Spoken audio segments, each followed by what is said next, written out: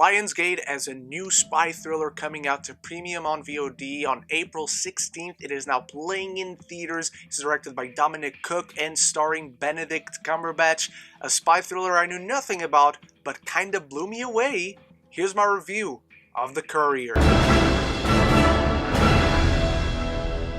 Based on true events, we follow Gravel Wynn, a businessman turned spy by the MI6 and the CIA, and his Russian source, as together they try to put an end to the Cuban Missile Crisis and the Cold War. And as stated in the intro, I went into this film basically blind. I knew it was a spy thriller, I knew nothing about this film, but before I dive into what I thought of this film, I want to know your thoughts. It is now playing in theaters, maybe you've seen it, so let me know what you thought of The Courier in the comments below, and as you're down there, please consider clicking the subscribe button. It does wonders to get my content out there and brings more people in for our little community, so I hope you do that and support the channel. So The Courier is actually pretty great. And first of all, I gotta start by congratulating the unassuming and subdued performances of this stacked cast, led by Benedict Cumberbatch, but we also have Rachel Brosnahan, Jessie, Buckley, and so many more people, and all of them are spectacular.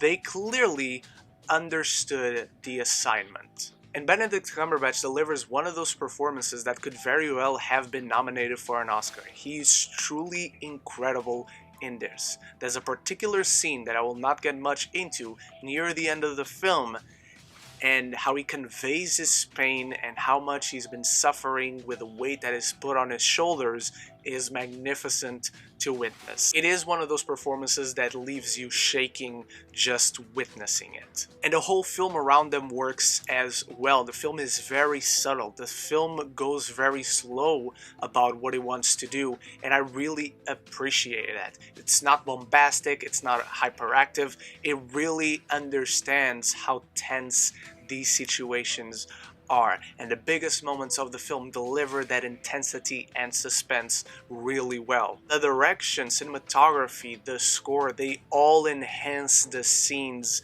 being delivered by a really solid script, and the performances that once more are just spectacular. I also really love the bond formed throughout the film between Gravel Wynn and his Russian contact, Oleg Penkovsky, played by Merab Ninidze. I hope that's the way we pronounce it, because they're both really good. The film really allows you not only to understand what they're doing in terms of what they want to accomplish, but the genuine friendship that forms amongst them. You really get to sit with Gravel, understanding this other person's perspective, and they really take the movie up to another notch. The film does take a little bit to get going. It's a lot of build-up for the first half hour, 40 minutes, until it starts to really kick into those more intense scenes. And apart from those big takeaway moments where you have big reveals or big turns, the very important story beats work really well to give you tension, suspense, and all that stuff you want from a spy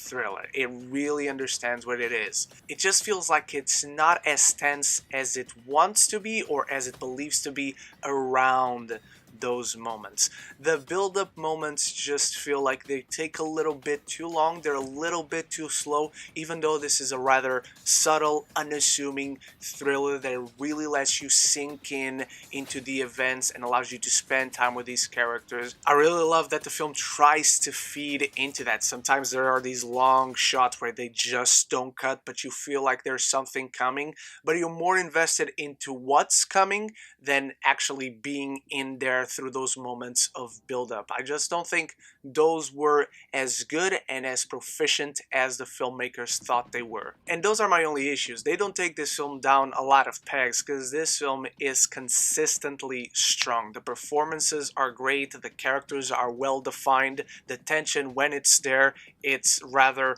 brilliant. And it feels rather different overall than all the other spy thrillers that we get out there. They're all good in their own ways, but I really enjoyed seeing something that was so different in general, and for the most part, it really works.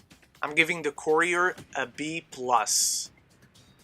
Now, what did you think of the Courier, my beautiful geekies? Let me know in the comments below. Drop all your thoughts, and thank you so much for watching. You are the best. Stay tuned for more reviews throughout this week. My Hero Academia Season 3. I got In the Earth. And then, of course, on Friday, we talk about all things Invincible, Falcon and Winter Soldier, and Shaman King. I hope to see you in those. And so until the next one, love each other and love the movies.